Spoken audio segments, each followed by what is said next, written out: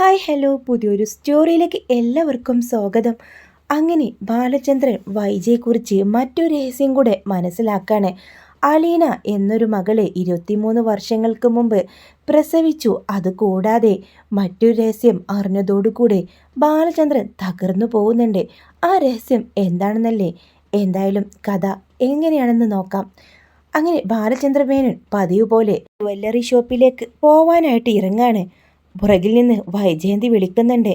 ആ സമയം വൈജയന്തിയെ മൈൻഡ് ചെയ്യാതെ ബാലചന്ദ്രൻ പോകുമ്പോൾ, ഓ ഇന്നും ആ വേലക്കാരി പെണ്ണിനെ കാണാൻ തന്നെയായിരിക്കും പോകുന്നത്. ആ ഇനിയിപ്പോൾ അങ്ങനെയാണെങ്കിൽ നിനക്കെന്താ? എനിക്കു എന്തെന്നോ, അവളെ കാണാൻ ഇങ്ങനെ പോകാൻ പറ്റില്ല. ഒന്നല്ലെങ്കിൽ നിങ്ങൾ എന്നെ ഒഴിവാക്കി വെക്കണം, അല്ലെങ്കിൽ അവളെ കൂടെ പോകണം. ഈ രണ്ടു വീട്ടിലായിട്ട് മാറി മാറിയുള്ള താമസം ഉണ്ടല്ലോ, അതങ്ങ് നിർത്തിയേക്ക്. ഞാൻ എവിടെ താമസിച്ചു എന്ന് ചോദിക്കാണ്. എല്ലാ ഇടയ്ക്ക് ഇവിടെ നിന്ന് ഷോപ്പിലൊക്കെയാണെന്ന് പറഞ്ഞു പോയിട്ട് അലീനയ്ക്ക് അരികിലേക്കാണ് നിങ്ങൾ പോകുന്നത്. എനിക്കറിയാം, അറിയാമല്ലോ. അതിന് നിന്നെ ആര് പേടിക്കുന്നത്? എനിക്ക് ഭാര്യയായിട്ട് നിന്നെ വേണ്ട. ഞാൻ പറഞ്ഞല്ലോ, നിനക്ക് വേണമെങ്കിൽ എവിടെ നിന്ന് വെച്ചാൽ പോവാം. അതും പറഞ്ഞുകൊണ്ട് ബാലചന്ദ്രൻ കാറിൻ്റെ കീ എടുത്തുകൊണ്ട് നേരെ കടയിലേക്ക് പോവാണ് കേട്ടോ. അങ്ങനെ കുറച്ച് സമയം ഇനി ഷോപ്പിലെടുത്ത കാര്യങ്ങളെല്ലാം നോക്കി നിൽക്കുന്ന സമയത്താണ് പഴയൊരു പരിചാരകൻ അങ്ങോട്ട് വരുന്നത്. അയാളുടെ മകളുടെ കല്യാണത്തിന് സ്വർണം വാങ്ങാൻ വേണ്ടിയിട്ടായിരിക്കും വന്നിട്ടുണ്ടാവുക. ബാലചന്ദ്രനോട് സംസാരിച്ച് അദ്ദേഹം മകളോടുള്ള കാര്യങ്ങളൊക്കെ പറയാം. എൻ്റെ മകൾക്ക് കുറച്ച് സ്വർണം വേണം എന്ന് പറയുന്നുണ്ട്. ഇപ്പോഴൊക്കെ നല്ല വിലയാണ്. ആരും വിവാഹത്തിന് അത്ര ഒരുപാട് ഗോൾഡൊന്നും കൊടുക്കുന്നില്ല. എന്നാലും ഒരേ ഒരു മകളല്ലേ, അവളെ നല്ല രീതിയിൽ കല്യാണം കഴിപ്പിച്ച് അയക്കണം. അങ്ങനെ ബാലചന്ദ്ര മേനോനും അവരും കൂടെ സംസാരിക്കാണ് കേട്ടോ. ആ സമയം അയാളുടെ ഭാര്യയും മകനും കൂടെ പർച്ചേസിങ് തുടങ്ങുന്നുണ്ട്. അല്ല ബാലചന്ദ്രൻ സാറേ, എനിക്കൊരു കാര്യം പറയാനുണ്ട്. പിന്നീട് അങ്ങ് ഇറങ്ങാൻ സമയം കിട്ടില്ല. ആ എന്താണ്? അതെ, കുഞ്ഞിരാമൻ സാറുണ്ടല്ലോ, നിങ്ങൾ അച്ഛൻ്റെ പഴയ വക്കീലാണെന്ന കാര്യമൊക്കെ എനിക്കറിയാം. ആ സൗഹൃദവും എനിക്ക് നിങ്ങളോട് എന്നുണ്ട്. ഞങ്ങളുടെ വിവാഹത്തിന് വേണ്ടി, എൻ്റെയും വൈജയുടെ വിവാഹത്തിനൊക്കെ വേണ്ടി മുൻകൈ എടുത്ത ആളാണല്ലോ. ആ ഒരു ദേഷ്യം ഉണ്ട് കേട്ടോ ബാലചന്ദ്രൻ്റെ മനസ്സിലും. എന്നാലും വൈജയെക്കുറിച്ചുള്ള രഹസ്യം ഇയാൾക്ക് അറിയത്തില്ല എന്നറിയാവുകൊണ്ട് തന്നെ ആ ഒരു ദേഷ്യം അയാളോട് പ്രകടിപ്പിക്കുന്നില്ല. അതെ, വൈജക്കുഞ്ഞിനും മോന് വലിയ കാര്യമായിരുന്നല്ലോ അന്നൊക്കെ. അതൊക്കെ മനസ്സിൽ വെച്ചുകൊണ്ട് തന്നെയാണ് കുഞ്ഞിരാമ മേനോനോട് ഞാൻ ബാലചന്ദ്രൻ്റെ കാര്യം പറഞ്ഞത്.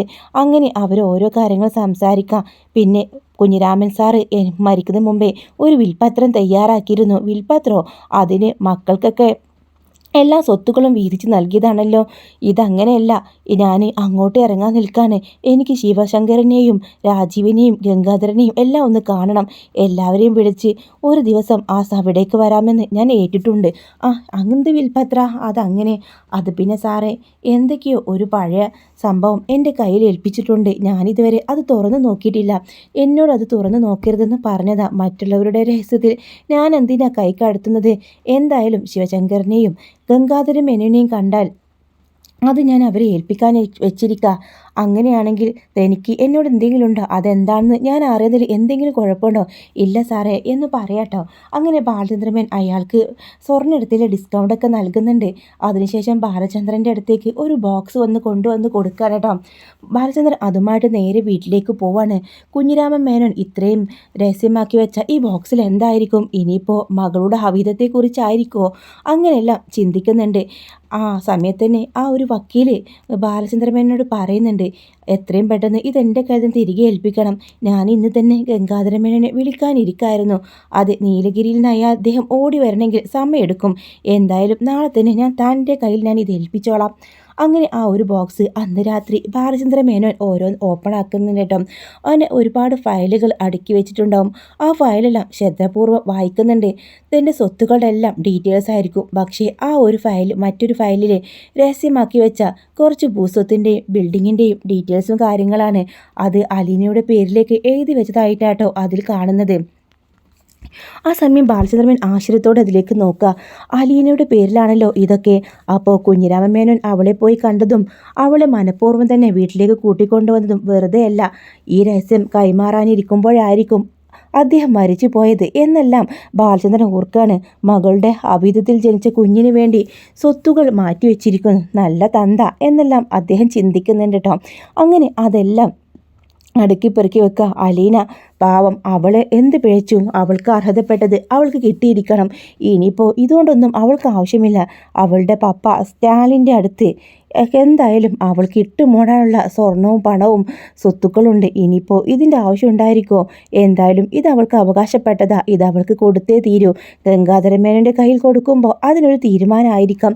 അങ്ങനെ ആ ഫയലുകളെല്ലാം പതിയെ അതിലേക്ക് തന്നെ വെക്കാൻ. അപ്പോഴാണ് അതിൻ്റെ മറ്റൊരു അറയിൽ, ആ ഒരു ബോക്സിൻ്റെ മറ്റൊരു അറയിൽ ഒരു കനത്തിൽ എന്തോ കാണുന്നത്. അത് ഓപ്പണാക്കി നോക്കുമ്പോൾ അതൊരു കുഞ്ഞു ഡയറി ആയിരിക്കും കേട്ടോ.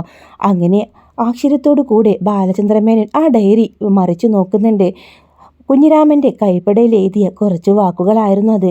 ആ ഡയറിയിൽ പകുതിയോളം ഓരോ കാര്യങ്ങൾ എഴുതി വെച്ചിട്ടുണ്ട്. കുഞ്ഞിരാമൻ മേനോൻ മനുഷ്യന് എന്താണെന്ന കാര്യം അതിൽ വ്യക്തമായിട്ട് കാണാമായിരുന്നു.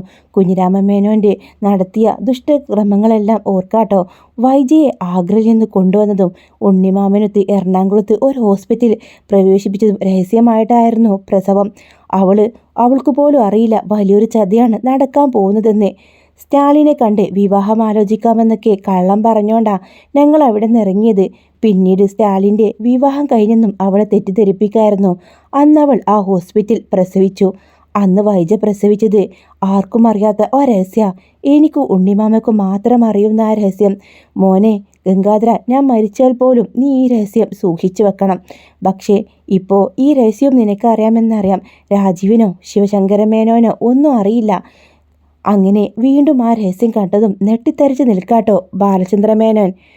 വൈജയന്തി അന്ന് പ്രസവിച്ചത് ഒരു കുഞ്ഞിനെയല്ല, 2 കുഞ്ഞുങ്ങളെ ആയിരിക്കും. ഒരാൺകുഞ്ഞിനെയും ഒരു പെൺകുഞ്ഞിനെയും. ആൺകുഞ്ഞിനെ അവരൊരാൾക്ക് വളർത്താൻ കൊടുത്തതാണ്. മറ്റേ കുഞ്ഞിനെ ഇഷ്ടദാനം എന്ന പോലെ സ്നേഹനികേതനത്തിൽ പ്രീതമമ്മിയെ ഏൽപ്പിച്ചു. ഗംഗാധരമേനോൻ അറിയാം ആ കുഞ്ഞ് എവിടെയുണ്ടെന്ന്. അലീനയുടെ കൂടെ പിറന്ന ആ അലീനയുടെ ആ കുഞ്ഞ് വൈജയുടെ ആ കുഞ്ഞ് ഇപ്പോൾ രാജകുമാരനെ പോലെ ഗംഗാധരമേനോൻ്റെ ഭാര്യ മാലതിയുടെ സഹോദര ഭാര്യയുടെയും കൂടെ സന്തോഷത്തോടെ ജീവിക്കുന്നു. അച്ഛനും അമ്മയും അവരാണെന്ന് വിശ്വസിച്ച് യഥാർത്ഥത്തിൽ അത് വൈജയുടെ മകനാണ്. അലീനയെ ഞങ്ങൾക്ക് അനാഥാലയത്തിൽ കൊടുക്കേണ്ടി വന്നു. 23 വർഷങ്ങൾക്ക് ശേഷം ഞാൻ അവളെ കണ്ടു. അവളെപ്പോലെ ഒരു പെൺകുട്ടിയെ ജന്മം നൽകിയ വൈജയന്തി എന്തു ഭാഗ്യവാദിയാണ്. അവൾ ഒരുപക്ഷെ വൈജയുടെ കൂടെയാണെങ്കിൽ പോലും ഇത്രയും സ്നേഹവും കാരുണ്യമുള്ള ഒരു പെൺകുട്ടിയായി മാറില്ലായിരുന്നു. അവളെ ഉപേക്ഷിച്ചതിൽ വളരെ വിഷമമുണ്ട്. എന്നാൽ അവളുടെ കൂടെ പിറന്ന ആ ഇരട്ട സഹോദരന് ഇപ്പോൾ സന്തോഷവനായിട്ടാണ് കഴിയുന്നത്. അതിടക്കെല്ലാം കാണുകയും കുഞ്ഞിരാമൻ മേനോൻ, ഗംഗാധര മേനോൻ, മാലതിയും ഈ രഹസ്യം ആരെയും അറിയിച്ചിട്ടില്ല. ഒരു രാജകുമാരനെ പോലെ ഗംഗാധര മേനോൻ്റെ ഭാര്യയുടെ ആങ്ങളുടെ കൂടെയാണ് വൈജയന്തി. ആ ഒരു ഹോസ്പിറ്റലായ സമയത്ത് ആ ഒരു ഭാര്യ മാലതിയുടെ നാത്തൂനായിട്ട് വരും കേട്ടോ. ആ നാത്തൂന് ഗർഭിണിയായി തന്നെ ഇരിക്കായിരിക്കും. ആ സമയത്ത് 2 പേരുടെയും പ്രസവം ഒരേ സമയത്താണ് നടന്നത്. എന്നാൽ ഡൽഹിയിലെ ഹോസ്പിറ്റൽ പ്രസവിച്ച ആ കുഞ്ഞ് മരിച്ചു പോവാണ്. ആ കുഞ്ഞൊരു ആൺകുഞ്ഞ് തന്നെയായിരിക്കാം.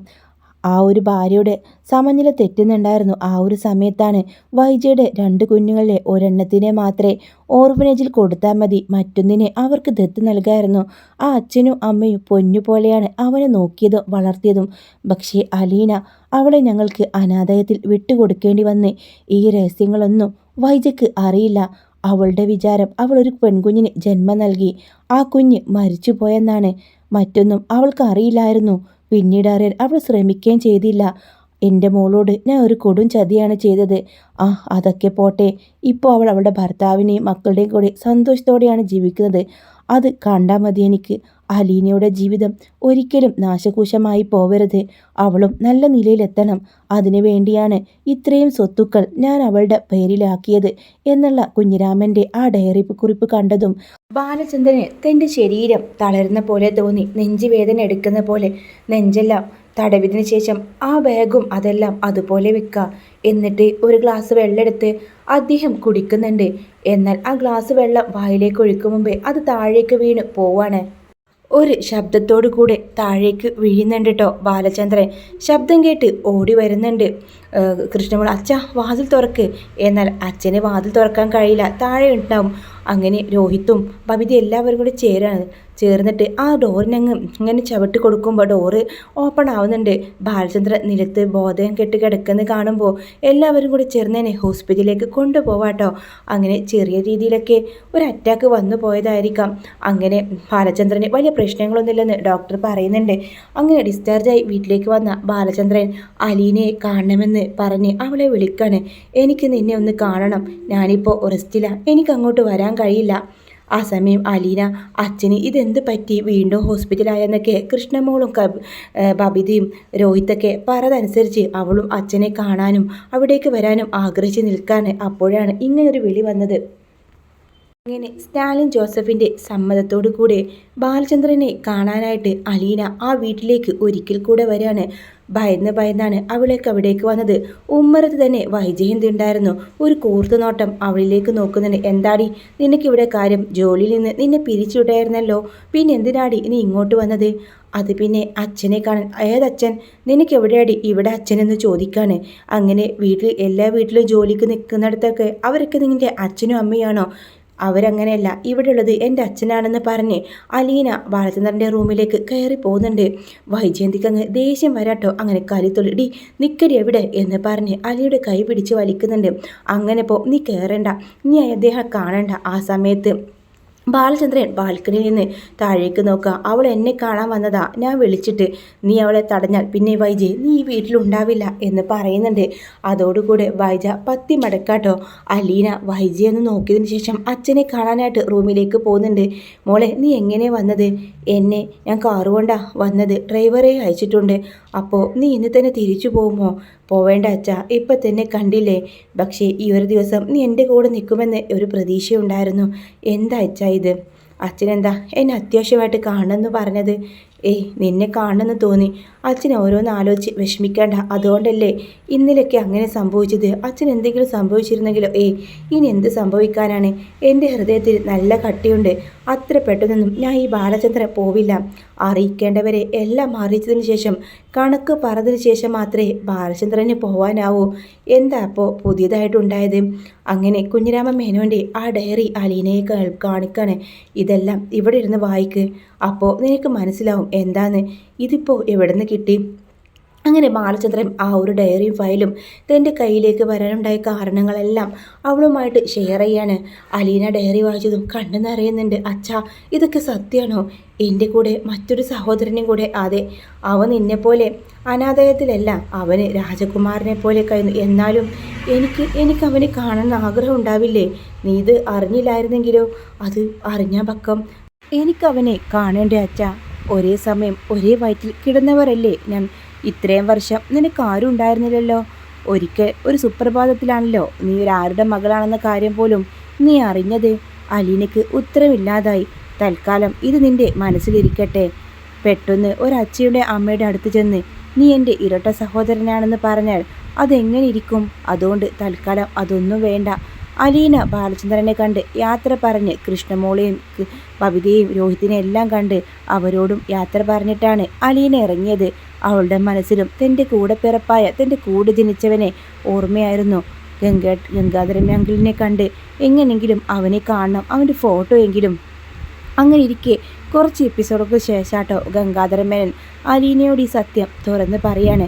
നിനക്കവനെ ഞാൻ കാണിച്ചു തരാം. അങ്ങനെ ആഗ്രയിൽ നീലഗിരിയിലേക്ക് അലീനയും സ്റ്റാലിൻ ജോസഫും കൂടെ പോകുന്ന സമയത്ത് ഗംഗാധരൻ മേനോൻ അവിടെ വെച്ച് തന്നെ കാണിച്ചു കൊടുക്കുന്നുണ്ട്. എന്നാൽ താൽക്കാലത്തേക്ക് അവൻ്റെ ജന്മരഹസ്യം അവനെ അറിയിക്കുന്നില്ല. അവനിപ്പോൾ ഒരച്ഛൻ്റെയും അമ്മയുടെയും കൂടെ സന്തോഷത്തോടെ അവരുടെ കണ്ണിലുണ്ണിയായിട്ട് അവൻ വളരുകയാണ്. അവർക്ക് പിന്നെ കുട്ടികളൊന്നും ഉണ്ടായിട്ടില്ല. അതുകൊണ്ടൊക്കെ തന്നെ അവൻ വളരെ രാജകുമാരനെ പോലെയാട്ടോ അവിടെ കഴിയുന്നത്. പിന്നീട് ഇതെല്ലാം ലാസ്റ്റ് വൈജ അറിയുന്നതൊക്കെ അതോടുകൂടെ സ്വന്തം ആങ്ങളമാർക്കെതിരെ വൈജ തന്നെ തിരിയുന്നുണ്ട് കേട്ടോ. അവർ ഈ കൊടും ചതിക്ക് കൂട്ടുനിന്നവരെല്ലാം വൈജ പിന്നെ വെറുതെ വിടുന്നില്ല.